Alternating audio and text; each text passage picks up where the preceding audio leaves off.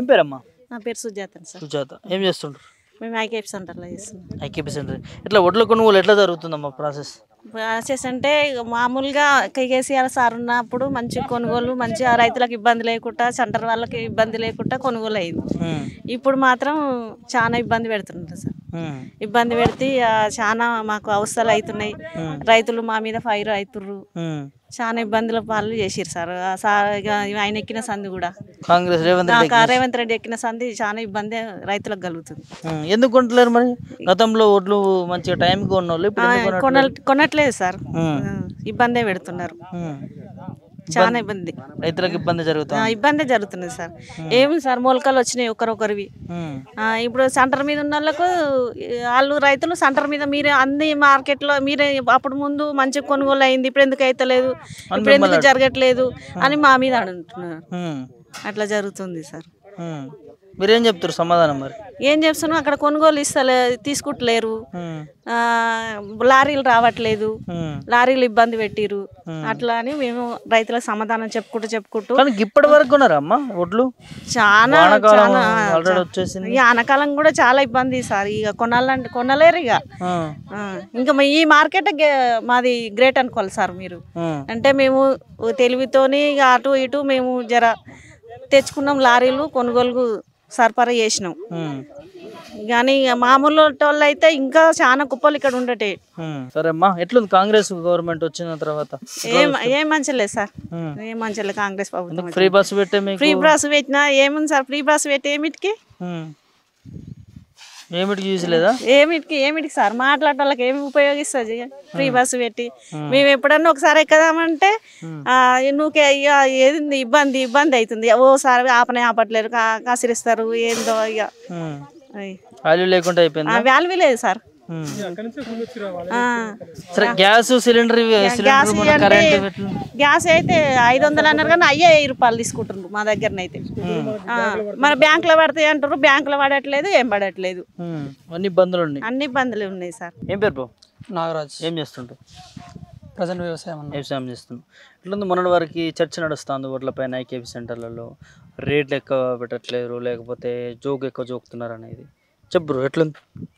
తెలంగాణ రాష్ట్రంలో దాదాపుగా 1 కోటి మంది, తెలంగాణ రాష్ట్ర జనాభాలో 4 కోట్ల మంది జనాభా ఉన్నారు. దాదాపుగా 95% మొత్తం వ్యవసాయం మీద ఆధారపడి బ్రతుకుతున్నాం. వరి మద్దతు ధర దాదాపు 2000, 2200, 2100 కింటాకి. కాంగ్రెస్ గవర్నమెంట్ రాకముందుకు 500 బోనస్, అంటే ఇక అది క్వింటాల్కు 2210 రూపాయలు ప్లస్ అదనంగా 500 రూపాయలు బోనస్ అని మాట ఇచ్చారు. కాంగ్రెస్ గవర్నమెంట్ అధికారంలోకి వచ్చి దాదాపు 4-5 నెలలు అవుతుంది. అసలు దాని మీద ఊసేలేదు. ఏది 500 బోనస్ అసలు ఎవరు సైలెంట్, అందరూ అధికారులు కానీ ముఖ్యమంత్రి కానీ సైలెంట్ అయిపోయాడు. అది కేవలం ఎన్నికల జిమ్మిక్ అంతే. ఎన్నికల జిమ్మిక్ కోసం ఇప్పుడు అంటున్నాడు కదా బ్రో, సన్న ఓట్లు పండించిన వాళ్ళకి 500 బోనస్ తప్పకుండా ఇస్తాం అది అని అంటున్నాడు. ఎమ్మెల్సీ ఎలక్షన్లో, ఎంపీ ఎలక్షన్లో ఎక్కువ సీట్లు రావాలంటే మాట మారవాలి.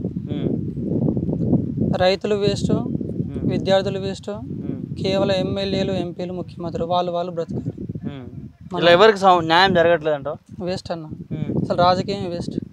కాదు బ్రో, మరి నిరుద్యోగ యువత వీళ్ళందరూ కలిసి ఉద్యోగాల కోసమే కదా. నిరుద్యోగ యువత మన నల్లగొండ జిల్లాలోనే కొన్ని లక్షల మంది ఉన్నారు.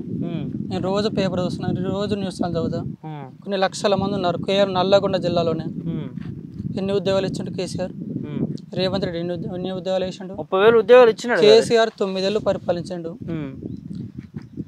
ఏ ఊరికి రమ్మని వస్తా, ఎంతమందికి గవర్నమెంట్ జాబ్లు వచ్చినాయి? ప్రైవేట్ జాబ్ లేక పిచ్చోళ్ళు ఎదురుతారు రోడ్ల మీద. ఇప్పుడు అందుకనే కదా కాంగ్రెస్ గవర్నమెంట్ గెలిపించుకున్నాం మనం. 30,000 ఉద్యోగాలు ఆల్రెడీ ఇచ్చారట. ఇప్పుడు మళ్ళీ సంవత్సరం లోపల 30,000 ఉద్యోగాల. ఒలిగొండ మండలంలో గ్రామ పంచాయతీలు ఏర్పడి 42 విలేజ్లు ఉన్నాయి. ఒక విలేజ్ పోదాంపా. అధికారికంగానే మన రేవంత్ రెడ్డి చెప్తా ఉంటాడు కదా బ్రదర్, మీరు కూడా చూస్తూ ఉంటారు. 30,000 ఉద్యోగాలు మేము ఇచ్చినాం, ఇందిరమ్మ రాజ్యం. వాళ్ళు నోటిఫికేషన్ వేయరు, నోటిఫికేషన్ వేసినా అంతంత మాత్రమే ఉంటుంది. ఇప్పుడు ఒడ్ల పరిస్థితి ఏంది? ఒడ్ల పరిస్థితి రెగ్యులర్గా వర్షాలు పడుతూనే ఉన్నాయి. ముఖ్యమంత్రి అయినా మంత్రులు పొంగులేటి శ్రీనివాసరెడ్డి అయినా తడిచిన ధాన్యాన్ని కొంటా అన్నాడు. తడవనే కొంతలేడు కదా, తడిచినవి కాదు తడవనే కొంతలేడు. మొలకెత్తుతా ఉన్నాయంట 40 కేజీల బస్సాకు లారీ యజమానికి 15 రూపాయలకి కట్టిస్తున్నాం. గవర్నమెంట్ ఇస్తుందా? ఎందుకు కట్టియాలి మీరు? గవర్నమెంటే కదా తీసుకెళ్ళేది. గవర్నమెంట్కి అమ్మినా మేము బస్తా ఖచ్చితంగా 15 రూపాయలు కడుతున్నాం. మీరే రైతులు 15 రూపాయలు ఇస్తేనే లారీ లోడ్ అవుతుంది, లేకుంటే వేస్ట్. తగలబెట్టుకోవాలి రోడ్డు మీద వేసుకొని. చాలా సార్లు వేసాం, తగలబెట్టినాం కూడా వేస్ట్. తగలబెట్టినా కూడా రెస్పాండ్ కానీ ఇదే బస్ స్టాండ్లో ఇదే బస్ స్టాండ్ సర్కిల్లో కూర్చొని మీద తగలబెట్టినాం, భువనగిరిలో తగలబెట్టినాం, వలిగొండ సర్కిల్లో తగలబెట్టినాం. ఎందుకు ప్రభుత్వం రైతుల పట్ల ఇంత నిర్లక్ష్యంగా ఉంది బ్రదర్? అంటే ఒకవైపు మేము రైతు భరోసా ఇస్తామని అని చెప్పాను అన్నది, అది లేదు. 2 లక్షల రుణమాఫీ అన్నది, అది లేదు. ఇప్పుడు 500 బోనస్ అన్నది మొన్న లాస్ట్ అన్ని ఓట్లకే ఇస్తాం. మొన్న లాస్ట్ 1 మంత్ కింద వర్షం పడ్డది, రాష్ట్రం మొత్తం వర్షం పడ్డది. రాష్ట్రం మొత్తం ఇయ్యంది కేవలం అంటే రాష్ట్రం మొత్తం వర్షం పడ్డది. ఏదో ఒక జిల్లా ఎంచుకుంటూ ఆ జిల్లాలో నష్టపరిహారం కట్టిస్తా, అడ్డం పడ్డ వర్షానికి క్వింటాల్కు ఇంత అమౌంట్ ఇస్తాను ఇచ్చిండు, అది కూడా లేదు.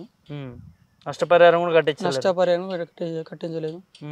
ఎకరాకు లేదులే అని 50,000 రూపాయల పంట పండుతుంది, అది మాత్రం రైతులు నష్టపోయినట్టే కదా. ఓకే, ఎన్నికల ముందు వరకు కూడా 500 బోనస్ అని చెప్పినట్టు నువ్వు ముందుగా మాట్లాడినట్టు, ఇప్పుడు మళ్ళీ సన్నోట్లకి ఇస్తా అంటున్నాడు. తెలంగాణ రాష్ట్రంలో సన్నోట్లు పండించే రైతులు ఎక్కువనా? ఎట్లా, ఏం చెప్తుంది? డిసెంబర్ ఎన్నికల్లో, అసెంబ్లీ ఎన్నికల్లో సన్న వడ్లు అని మాట లేదు, చెప్పలేదు. వడ్లకు అన్నాడు. కేవలం అన్ని వడ్లకు అని చెప్పిండు. వడ్లకంటే అన్ని వడ్లకు వస్తుంది, మరి అప్పుడు సన్న వడ్లని ఎందుకని లేదు? అప్పుడు అధికారం లేరు కాబట్టి వడ్లకు అన్నాడు, ఇప్పుడు అధికారం ఉంది కాబట్టి సన్న వడ్లకు. అంటే ఏదైనా పండించారు కదా, అందుకే దానికి ఇస్తా అంటున్నాడు. ఎవరు పండించారు కాబట్టి ఎవరికి వర్తించదు అది. రైతులకి మోసం చేస్తున్నాడు అని చెప్పి ఉచిత కరెంట్ అన్నాడు. ఎంతమందికి ఉచిత కరెంట్ ఉంది రాష్ట్రంలో? ఉచిత కరెంట్ రావట్లేదా? ఫ్రీ కరెంట్ అన్న, ఫ్రీ కరెంటే లేదు. ఒక్కొక్కరికి 500, 600, 700, 800. అది బ్రో, ఇందిరమ్మ రాజ్యం తీసుకొచ్చినాం, నిరుద్యోగ యువతనికి మీ ఉద్యోగాలు ఇస్తున్నాము, 6 పథకాలు ఘనంగా కేంద్ర గవర్నమెంట్ అయినా రాష్ట్ర గవర్నమెంట్ అయినా దాదాపు చాలా ఇబ్బంది. మనం వాళ్ళ వల్ల మనకే ఇబ్బంది, కానీ వాళ్ళకి చాలా బెనిఫిట్స్ మన వల్ల. మనం వాడుకుంటారు ఎంతసేపు అయిపోయినా, మనం వాళ్ళని వాడుకోవట్లేదు. చెప్పు, ఏం కావాలో నువ్వు ఒక యువ రైతుగా వ్యవసాయం చేస్తూ ఉంటున్నావు, రైతు భరోసా కావాలా, ఇలాంటి పథకాలు కావాలా, రైతుకి ఏం చేస్తే న్యాయం జరుగుతుంది? ఎలా కనీసం రైతుకి క్వింటాల్ మద్దతు ధర 2500 పెంచాలి, రైతుకు అన్ని రకాలుగా అన్ని హామీలు వర్తించాలా, గవర్నమెంట్ ముందుకు సాగాలి. దాంతోపాటు నిరుద్యోగులకు ఉద్యోగాల అవకాశాలు కల్పించాలి. ఈ ఎమ్మెల్సీ ఎలక్షన్ల గురించి మీరు అడిగారు కదా, ఎంపీ ఎలక్షన్లు అయినా, ఎమ్మెల్యే ఎలక్షన్, ఎమ్మెల్సీ ఎలక్షన్లు అయినా, సర్పంచ్, ఎంపీటీసీ, ఎంపీపీ ఎలక్షన్లు అయినా కేవలం మందు. ఒక బీరుకు ఓటేస్తారు, ఒక ఫుల్ బాటిల్కి ఓటేస్తారు, లేడీస్ అయితే డబ్బులకు ఓటేస్తారు. అవి పంచకు రేపొద్దున ఓట్లన్నీ ఎక్కడ పడతాయి? ఇప్పుడు first of all BJP, Congress, BRS ఈ 3 వస్తున్నాయి. బీజేపీని ఈ 3 గెలిపిస్తారు. మరి మిగతా పార్టీలు, బీఎస్పీ ఉంది, డిఎస్పీ ఉంది, చాలా పార్టీలు ఉన్నాయి. మరి వాళ్ళు ఎందుకు వాళ్ళకి ఓట్లు వేయట్లేదు? ఇండిపెండెన్స్ చాలా మంది నిలబడ్డారు. ఈసారి భువనగిరిలో లేదన్న ఎమ్మెల్యే ఎలక్షన్స్కి చాలా మంది. ఇప్పుడు ఎంపీకి కూడా భువనగిరికి 32 మంది, 30 మంది, దాదాపు 30 మంది పైగా నిలబడ్డారు. 30 మందిలో 3 లీడ్లో చూపిస్తుంది చెప్పిన బీఆర్ఎస్, బీజేపీ, కాంగ్రెస్. చదువుకున్న నిరుద్యోగ యువత కూడా ఈసారి ఎన్నికల్లో ఎమ్మెల్యే ఎలక్షన్ పోటీ చేశారు, ఎంపీ ఎలక్షన్ పోటీ చేశారు. వాళ్ళకి సపోర్ట్ ఎవరు ఇయ్యరు, ఎంతసేపు చెప్పిన పార్టీలు పట్టుకొని తిరుగుతారు. అంటే దీన్ని బట్టి జనాలు మారాలంటారా? జనాలు ఖచ్చితంగా మారాలి. పార్టీని చూసి ఓటు వేస్తే చాలా కష్టం, వ్యక్తిని చూసి ఓటు వేయాలి. మొన్న బర్రెలెక్క పోటీ చేసింది, ఆమెకు ఎన్ని ఓట్లు పడ్డాయి? దాదాపు 10,000 ఓట్ల లోపే పడ్డది. ఆమె గెలిపించుకుంటే కొంచెం ఆ కొల్లాపూర్కి ఏమైనా బెనిఫిట్ జరిగేదేమో. అలాంటి వారు ఇక్కడ చాలా మంది నిలబడ్డారు. కాకపోతే వేస్ట్. ఏం చెప్పదలుచుకున్నావు ఓవరాల్గా? కంక్లూజన్ ఇచ్చేసాం ఒకటి. ఓవరాల్గా చూసుకున్నట్లయితే కనీస మద్దతు ధర రైతుకి వరకు 2500 పెంచాలి. పత్తి, మిరప, ప్రధాన పంట వచ్చేసరికి వరి. ఇది మన నల్లగొండ జిల్లాలో ఈ మూసి వాగు పరివారక ప్రాంతాల్లో మాత్రం ఖచ్చితంగా వరి. ఈ మూసి దాటి పక్కన వెళ్తే ఖచ్చితంగా వడ్లు మిరప ఉంది, కందులు ఉన్నాయి, పత్తి ఉంది. మరి వాళ్ళని కూడా ఆదుకోవాలి కదా గవర్నమెంట్, వాళ్ళని కూడా ఆదుకోవట్లేదు. సో రైతులకి ధాన్యం విషయంలో కానీ వీటన్నిటి విషయంలో మద్దతు ధర కల్పించాలి, సరైన సదుపాయాలు చేకూర్చాలి అంటారు. Okay bro.